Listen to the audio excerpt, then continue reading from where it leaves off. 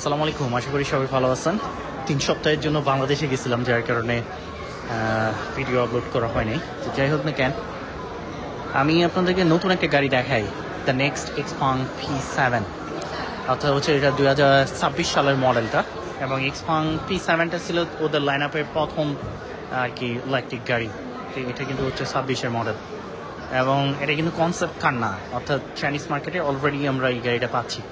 গাড়িটা একটা ভার্সন মাত্র চাইনিজ মার্কেটে এখন দিচ্ছে, যেটা 92 kWh ব্যাটারি প্যাকের সঙ্গে আসছে, এবং গাড়িটা চালাতে পারবেন 750 কিলোমিটার। চাইনিজ মার্কেটে প্রাইস 3,60,000 RMB থেকে হয়তো বা 4 লাখ RMB হবে আর কি। এখনও প্রাইসটা অ্যানাউন্স করে নেই, সরি 3 লাখ থেকে 3,60,000 পর্যন্ত হবে। অর্থাৎ 3 লাখই যদি আমি ধরি তাহলে 50 লাখ টাকা। অনেক সুন্দর, এখানে ডিজাইনগুলো দেখেন, অসাধারণ ডিজাইন। পিছন সাইডটাও বেশ সুন্দর।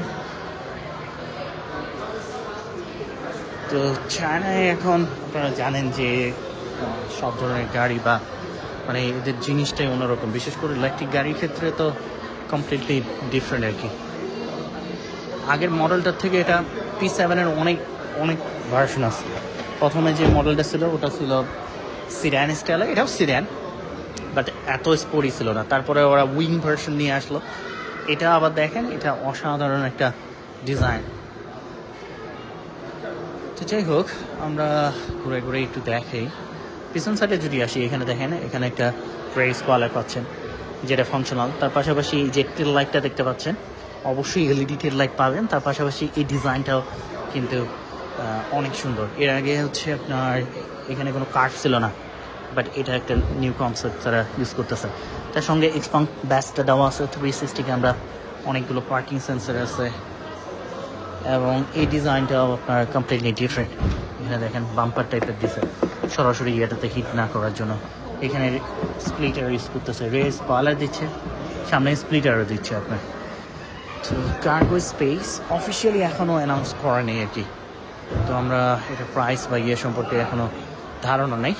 কার্গো স্পেস 700 লিটারের মতো হবে, P7 প্লাস একটা ভার্সন আছে, বাট এটার কার্গো স্পেসটা ওটার মতোই সেম লাগতেছে। 800 লিটারও হইতে পারে, তবে এটা আমরা এখনও শিওর না, কারণ হচ্ছে অফিসিয়ালি গাড়িটা এখনও চাইনিজ মার্কেটে ইয়ে করে নেই, যার কারণে আমাদের ইনফরমেশনগুলো ধরেন যে ওভাবে এখনও আমাদের কাছে পৌঁছায় নেই। তো আমরা যদি চার্জিং পোর্টগুলো দেখাই, চার্জিং সিস্টেম হচ্ছে দুইটা ওয়েতে আপনারা চার্জ করতে পারবেন, ফাস্ট এবং স্লো। যদি ফাস্ট চার্জারটা ইউজ করেন তাহলে সময় নেয় আপনার মাত্র 15 মিনিট 80% চার্জ করতে, আর স্লো চার্জারটা ইউজ করলে সময় লাগে আপনার 10 থেকে 12 ঘন্টা। সামনের থেকে আসলে আমার জন্য ইজি হচ্ছে, কারণ স্টোরটা অনেক ছোট। সামনের ডিজাইনটা দেখেন, এটা খুবই সুন্দর একটা ডিজাইন। তো এখানে হচ্ছে এক্সপাঙ্গের ব্যাসটা পাচ্ছেন, সামনে আপনার একটা ফুল এলইডি ডিটেম রানিং লাইট পাবেন, যেটা দিনের বেলা এবং রাতের বেলা ভিজিবল থাকবে। এই লাইটের ডিজাইনটা খুবই সুন্দর। ওভারঅল গাড়িটা অনেক সুন্দর, মানে 26-এর গাড়ি হিসাবে আসলে বেস্ট লুকিং বলবো আর কি। আর এখানে দেখেন, এখানেও আপনারা সামনে 360 ক্যামেরা পাবেন, একটা ফাংশনাল গ্রিলও পাচ্ছেন। ট্রাক কোফিশিয়েন্ট হচ্ছে মাত্র 0.20 CD, so they have done a great job with the aerodynamic performance, no doubt about that.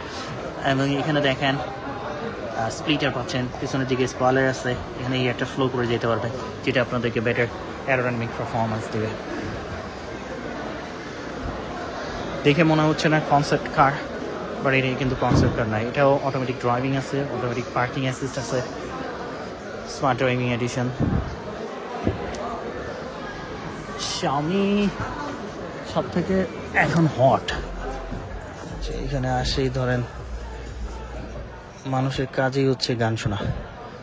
ফ্রন্টটা open করি, এটা তো ইংলিশ ভার্সনও পাচ্ছেন, তবে বাংলাদেশের জন্য আপাতত না।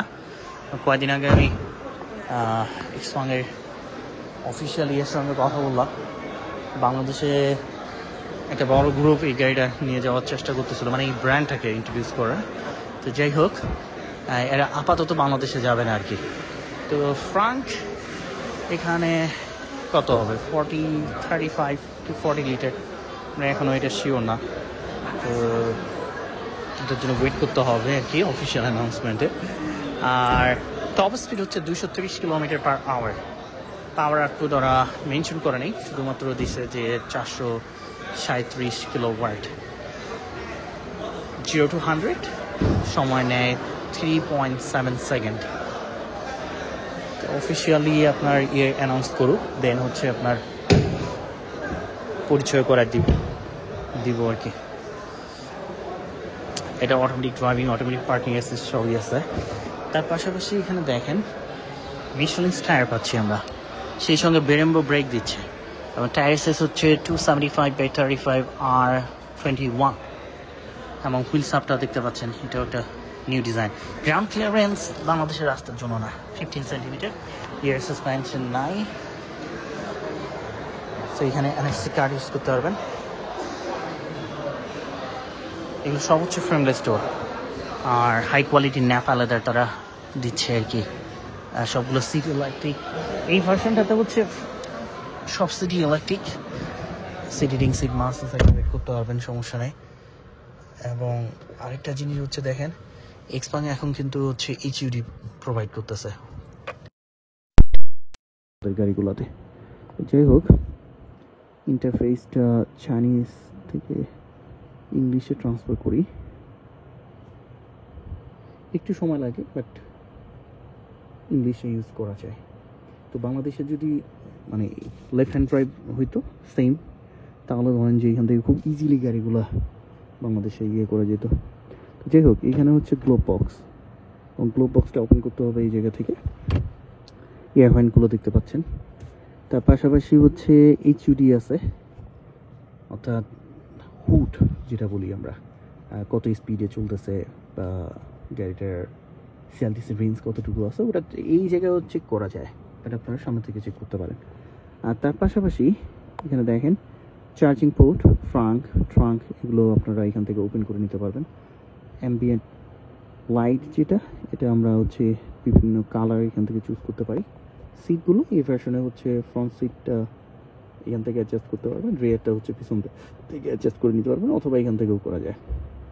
ইকো, কমফোর্ট, স্পোর্ট, তিনটা ডিফারেন্ট মোডে আপনারা ড্রাইভ করতে পারবেন। এবং সেই সঙ্গে পার্কিং অ্যাসিস্ট আছে, অ্যাক্টিভ সেফটি আছে, ভয়েস অ্যাসিস্ট যেটা হচ্ছে শাওফি বলি আমরা, এই সিস্টেমটা। চার্জিং ডিসপ্লে, আপনারা লাইট ডার্ক যেটাই আপনারা চুজ করেন না কেন এখান থেকে চুজ করে নিতে পারেন। এবং এসিগুলো দেখেন এখানে এভাবে অটোমেটিক্যালি অ্যাডজাস্ট করতে পারবেন। তার পাশাপাশি হচ্ছে আপনার 360 ভিউগুলো এভাবে চেক করে নেওয়া যায়। যেহেতু চার্জিং আছে, আমি এটাকে আপাতত রোটেট করতে পারবো না। ওয়ালেট চার্জার আছে, 2 কাপ হোল্ডার আছে, আর্মরেস্টের সঙ্গে বক্সও পাচ্ছেন। উপরের দিকে এখানে হাজার বাটনটা, লাইটগুলো জলে বন্ধ হয়। এখানে অ্যালকেন্ট্রা পাচ্ছেন, পিক একটা প্যানোরামিক গ্লাস রুফ আছে, আর মিররের সঙ্গে এখানে একটা লাইটও আছে। তার পাশাপাশি যেটা বললাম যে এখন HUD প্রোভাইড করতেছে এক্সপাং, সেই সঙ্গে এইখানে দেখেন কত কিলোমিটার চার্জিং এটাও দেখাচ্ছে একটু। আর এটা হচ্ছে ইন্ডিকেটর। পাশাপাশি খুবই স্পোর্টি একটা লেদার র্যাপ স্প্রিং হুইলস দিচ্ছে। এটা অ্যাডজাস্টেবল, পাওয়ার অ্যাডজাস্টেবল, এখান থেকে অ্যাডজাস্ট করে নিতে হবে। তার পাশাপাশি এখানে দেখেন mode change, normal, sports, eco, normal, eco, sport, তিনটা মোটর ড্রাইভ করতে পারবেন। এবং এটা সুপার স্পোর্টস হয়তো বা এরকম কোনো বাটন হবে। তো যাই হোক, এই জায়গায় আরও ইউএসবি পোর্টগুলো দেওয়া আছে।